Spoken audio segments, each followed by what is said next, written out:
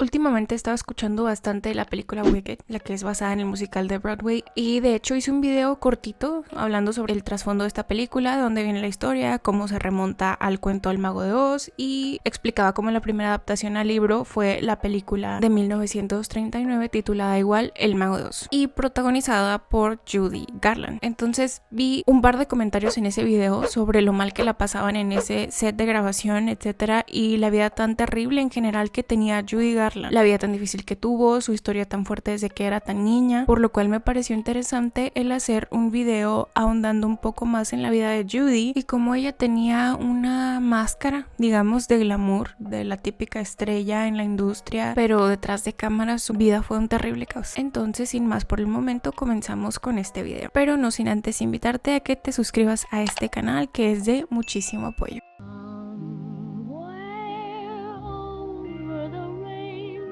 Primeros años.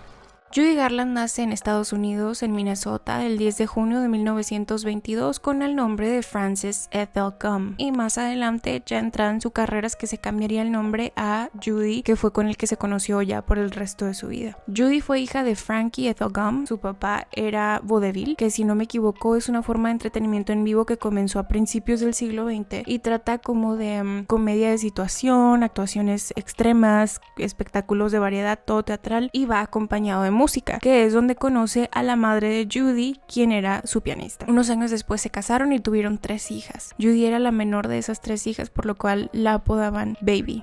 Se me hace muy tierno. Que de hecho, sobre esto, hay personas que cuentan que su papá no quería tenerla, ya que la familia apenas si podía sobrellevar la economía con 2 hijas, una más no estaba en sus planes, pero al final decidieron no interrumpir el embarazo que estaba en los planes de su papá. Los padres de Judy incursionaron tanto a ella como a sus hermanas en el medio desde muy pequeñitas, ya que ellos dirigían un teatro en la ciudad donde vivían en Minnesota, y la primera presentación de Judy fue en ese teatro con sus hermanas a los 2 añitos. A partir de esto se establecieron como un grupo con su apellido, The Gum Sisters, o las hermanas Gum, para sus presentaciones en este teatro, donde las acompañaba también su mamá en el piano. Alrededor de 4 años después, la familia entera se muda a California, donde su mamá comenzó a manejar a las 3 hermanas como grupo ya de lleno. Los siguientes años fueron fructíferos para las hermanas Gum, quienes comenzaron a aparecer en shows, cortometrajes, introduciéndose poco a poco de una manera más seria al medio, e incluso viviendo este cambio de la televisión de blanco y negro a color. Las hermanas Garland. Para 1934, las hermanas, ya mucho más seguras, digamos, de que querían establecerse en este medio, por recomendación de un comediante, se cambiaron el nombre a algo que según él fuera un poco más pegajoso, quedándose con Garland. Ahora eran The Garland Sisters, las hermanas Garland. Y hay varias teorías del por qué eligieron este nombre. Una dice que se inspiraron en una actriz, otra dice que se inspiraron en un crítico de cine famoso, y la última teoría que menciona de hecho una de las hijas de Judy, que cuando ese comediante les recomendó que se cambiaran el nombre, las presentó como un grupo de hermanas que eran más hermosas que una guirnalda, y entonces de ahí tomaron el nombre Garland Guirnalda, y ese fue con el que se quedaron. El grupo completo se había cambiado el nombre y ella también, quitándose Frances y eligiendo Judy en su lugar, inspirada aparentemente por una canción, y quedó oficialmente su nombre como Judy Garland. Su carrera como solista. Un año después, el grupo de sus hermanas se separa, ya que una de ellas se casó, se fue a vivir a Europa y comenzó ella a trabajar como solista. Es entonces que a partir de ese momento la carrera de Judy despuntó aún más, porque ya era la niña del momento. Ya las productoras estaban interesadas en ella, pero en 1935 la firma la Metro Goldwyn Mayer. Aunque cabe mencionar que antes de ser firmada, la pequeña Judy de 12 años fue a audicionar a la MGM, y ellos ya sabían que Judy tenía un talentazo, pero interpretó 2 canciones acompañada con un pianista, y este pianista dice que ella llegó diciéndole si podía cambiar el tono de la canción porque ella tenía un rango vocal más alto, y el pianista le dijo: yo sí puedo, pero tú vas a poder. Y la comenzaron a describir como una niña con voz de adulto, porque no sé si consciente de las técnicas o no, pero su cuerpo sabía perfectamente cómo sacar la voz. Entonces la MGM la firma de inmediato, pero lamentablemente 6 semanas después de que comenzó a trabajar con esta productora, le dejaron saber que su padre estaba muy enfermo, que no le quedaba mucho tiempo de vida, teniendo que ser hospitalizado, y justo el día que le dieron la noticia a Judy, ella se iba a presentar por primera vez en vivo en la radio y le dejaron saber que su padre la podía escuchar por última vez cantando a la distancia, lo cual fue como un apapacho a su corazón, pero obviamente fue todo tan devastador porque Judy tenía un cariño inmenso con su papá. Muchos describen que eran tan cercanos, que eran mejores amigos, a diferencia de la relación tan caótica que tenía con su mamá, quien comenzó a medicar a Judy desde muy pequeñita para que aguantara los llamados largos, las audiciones y los musicales. Y como era una nenita al final del día, no podía conciliar el sueño por tantas pastillas, por lo cual su madre le daba más pastillas, pero para que se durmiera. En los siguientes meses, a pesar de que Judy ya estaba bajo contrato, pasó un poquito desapercibida por parte de la Metro porque no era considerada una belleza para los estándares de la época. Pero es que, véanla, parece muñequita, no me lo creo. Pero al tiempo la escucharon cantando en una fiesta de cumpleaños de uno de los ejecutivos y notaron que tenía esta gran voz y les pareció una excelente idea emparejarla con Mickey Rooney, un actor y cantante también adolescente de la época, y los convirtieron en la parejita de Hollywood para varias películas, lo cual salió excelente. El público lo recibió de la mejor manera y la pareja fue tan buena y tuvo tan buena respuesta que terminaron por hacer 10 películas juntos a lo largo de su vida. Y cabe mencionar que se convirtieron también en muy buenos amigos. Las drogas y el exceso de trabajo. Pero al comenzar a grabar estas películas fue cuando Judy comenta que el ligero o poco consumo que tenía de las pastillas aumentó exageradamente. Y es que ella misma declara que tanto a ella como a Mickey les administraban medicamentos para que se mantuvieran despiertos en el rodaje por días, literalmente. Ella dijo que al finalizar los llevaban a una sala médica del estudio de grabación y les administraban otras cosas para dormirlos por 4 horas, después los volvían a medicar para despertar, en un ciclo interminable para poder sacar el mejor trabajo posible de los jóvenes. Aunque en una entrevista años más tarde, Mickey declaró que eso no era cierto y que nadie les administraba obligatoriamente ningún tipo de medicamento, sino que fue la propia Judy la que eligió este camino, con el vestigio de que su propia madre la introdujo a estas sustancias. El Mago de Oz. Para 1939 llega la oportunidad de oro de Judy Garland, El Mago de Oz.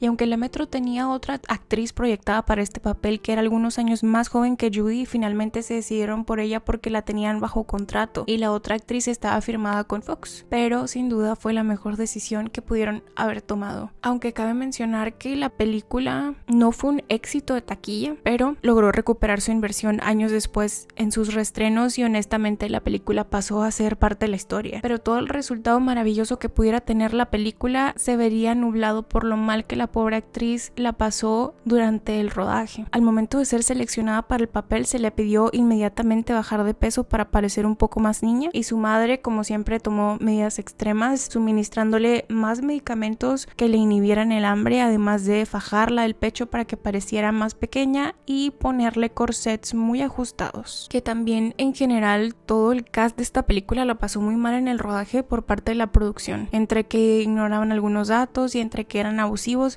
Más abusivos que ignorantes, creo yo. Pero eso nos daría para un video aparte. Honestamente, hay historias de terror de lo que pasó detrás de cámaras de esta película. Sin duda, El Mago de Oz trajo un antes y un después para Judy y para el cine en general. Esto le trajo su primer y único Oscar, que era en un premio especial honorífico que ahora pues ya no existe, que era el premio juvenil. Solo hubieron 12 premios en esta categoría de la academia. Y todo esto hace que Judy, por supuesto, se convierta en una artista mucho más rentable y que comenzara a hacer en años posteriores sus primeros papeles adultos, aunque ella en realidad no era un adulto.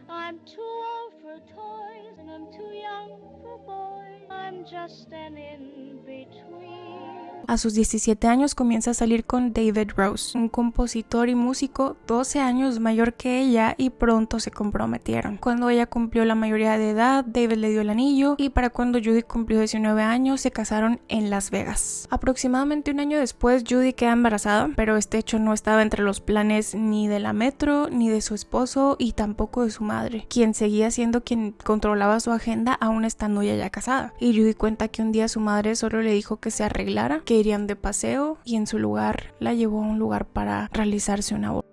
Esto con la aprobación de su esposo David, de quien se divorciaría un par de meses después de ese incidente en 1944. Ese mismo año, después de su divorcio, Judy protagonizó la película Meet Me in St. Louis, donde conoció al que un año después se convertiría en esposo y padre de su hija, Vincent Minnelli, quien era el director de la película. Y honestamente, esta película es de mis favoritas, si no es que mi favorita, junto con la del Mago de Oz, en donde participa Judy Garland. Me parece preciosa, los colores, las escenas, la música, el look en general que le dieron. Siento que fue de sus años más bonitos, no sé, o al menos eso me gusta creer a mí, que fueron sus años dorados, y me pareció una excelente película. Para marzo de 1946, Vincent y Judy, ya casados, reciben a su primera hija, Liza Minnelli, quien también se convirtió en una gran actriz, cantante y bailarina. Sus problemas con la salud mental. Durante estos años, para el 47, la salud mental de Judy decayó muchísimo, llegando a tener un colapso nervioso y atentando contra su propia vida cuando su hija tenía apenas un añito de edad. Y este sería el primero de varios intentos de suicidio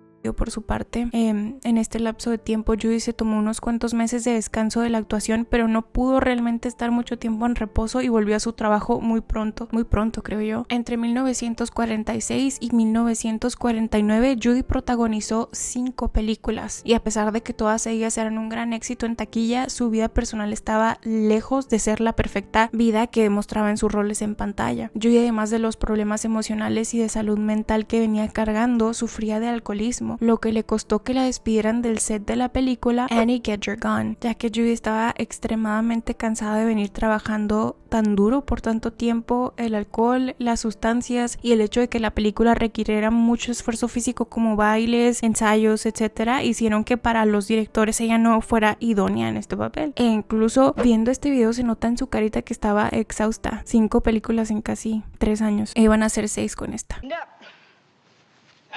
How'd you get your nose so dirty?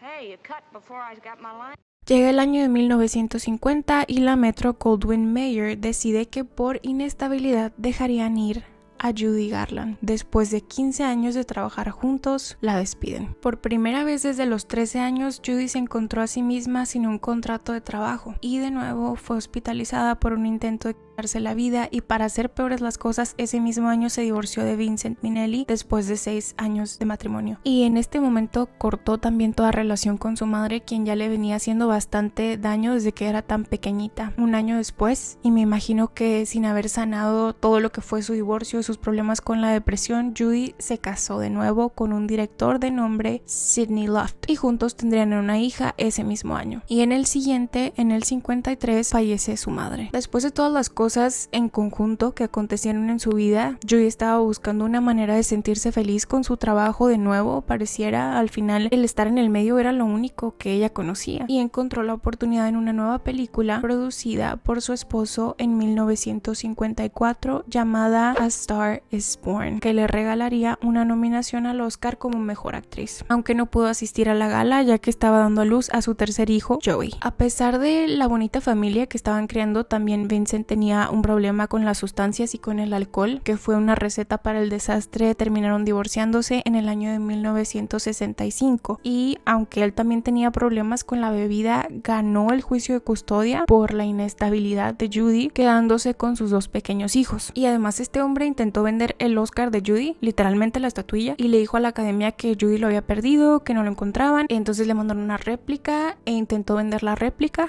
y se la quitaron, y luego intentó vender el original diciendo que siempre ya lo había encontrado, y también se lo tuvieron que quitar. Entonces, una ficha al hombro. A partir de ese momento, la carrera de Judy fue teniendo muchos altos y bajos. De pronto cuentan algunas amistades que ella ni siquiera tenía dinero para sobrevivir, no tenía una casa, terminaba por quedarse con sus amigos por meses junto a sus hijos, y aunque era difícil para ellos, la dejaban quedarse porque era Judy Garland. A pesar de sus problemas, Garland continuó actuando y cantando, dando conciertos por el mundo. Su actuación en el Carnegie Hall en 1961 es considerada uno de los mejores conciertos en vivo de la historia. día, y el álbum en vivo resultante de esa presentación ganó premios Grammy, siendo la primera mujer en ganar el Grammy a mejor álbum. Y ese año pintaba de lo mejor cuando también ganó una nominación a un Oscar a mejor actriz de reparto por su papel en la película Judgment at Nuremberg, y no había tenido un rol tan importante en una película desde A Star is Born, que habían sido casi 7 años antes. Y hay testigos que dicen que cuando entró al set de grabación de ese filme todos se pusieron de pie para aplaudirle y darle la bienvenida. Y es súper triste porque las personas que estaban alrededor de ella han dado entrevistas donde dicen que ese fue de sus mejores años y al mismo tiempo en el que más intoxicada estuvo. Actuó después de eso en 3 filmes más y le dieron también en CBS un show de televisión llamado The Judy Garland Show, el cual ella no quería tomar porque no quería estar en una nómina que le exigiera horarios tan puntuales de trabajo, pero tenía un problema de pago de impuestos y necesitaba ese dinero, aunque de igual manera acusó a sus manejadores de ni siquiera pagar esos impuestos, estafarla y terminar por ganar casi nada de dinero como producto de ese show, de Judy Garland Show. Unos meses después, Judy se volvió a casar, pero este matrimonio solo duró alrededor de 6 meses y después de su divorcio, ella comenzó a hacer una serie de actuaciones musicales en el Palace Theater en Nueva York donde ella vivía. Esos conciertos fueron de las últimas puestas en escenas de Judy y honestamente todos los que estuvieron alrededor de ella describen esto como algo mágico, especialmente las personas que eran muy cercanas a ella porque sabían lo cansada, lo agotada que estaba Judy, lo deteriorada que estaba su salud mental, su salud física, y no entendían cómo esa gran voz podría provenir de alguien tan pequeñita que llenaba el teatro. Lamentablemente todas esas ganancias también de esos conciertos le fueron confiscados antes de poder siquiera cobrarlos porque seguía teniendo una deuda enorme de impuestos y nunca pudo ver tal cual las ganancias o el fruto de ese trabajo. Sus últimos días. Los últimos días de su vida, Judy los pasó con poco dinero o nada de dinero en sus bolsillos, rondando de casa en casa, contando únicamente con la amabilidad de algunos amigos y hasta de algunos cuantos extraños. Y por más que intentaba sobresalir de nuevo en la música, con esa magnífica voz no podía, ya que tantos años de abuso del alcohol, de las sustancias, venían con una factura. Se veía demasiado débil, estaba cansada para una puesta en escena y aunque algunos de sus conciertos salieron bien, llegaba tarde usualmente e incluso se llegaba a olvidar de las letras de sus canciones. Fue entonces que en 1969 conoce al pianista Mickey Deans y a los 15 días solamente de estar saliendo se casaron. Él fue su último esposo y de hecho hay una entrevista donde Judy dice que cuando le avisó a su hija mayor, a Liza Minnelli, que se iba a casar, le dijo: no voy a poder ir a tu boda, pero te prometo que voy a estar en la siguiente. Ya tenía su récord de matrimonio tras matrimonio, pero vaya, él fue su último esposo, su 5º esposo, y fue él quien el 22 de junio del 69 a la edad de solo 47 años debido a una sobredosis accidental de barbitúricos la encontró sin vida en la bañera. Un final lamentable para una estrella tan grande. Su vida y carrera estuvieron marcadas por extraordinarios logros artísticos, pero también por un montón de desafíos personales que lamentablemente venía arrastrando desde que era niña. Judy Garland dejó un legado que, vaya, hasta se sigue hablando de ella al día de hoy. Tenía mucho carisma, una capacidad para conectar emocionalmente con su audiencia gigante que la convirtió en la leyenda del cine y de la música que fue. Pero siento que tristemente su vida también sirvió como un recordatorio de las presiones, los desafíos y todo lo que enfrentan las estrellas del entretenimiento, que aunque se ve una vida tan glamurosa, tan llena de lujos, realmente no sabemos lo que puedan estar sufriendo en su vida personal, especialmente aquellas estrellas que comienzan sus carreras desde una edad tan temprana, que son muchos, y que desafortunadamente se rodean de personas que solo los utilizan como cajeros automáticos y no como lo que son, niños inocentes que ven la actuación o el canto incluso como una forma más de diversión. Y bueno, llegamos al final del video. Esta fue la historia de Judy Garland. Espero que te haya gustado el relato y no me quiero despedir sin antes pedirte que te suscribas a este canal, des like y compartas, que eso es de muchísima ayuda para un canal pequeñito como este. Te agradezco por haber pasado por acá y que tengas bonita semana.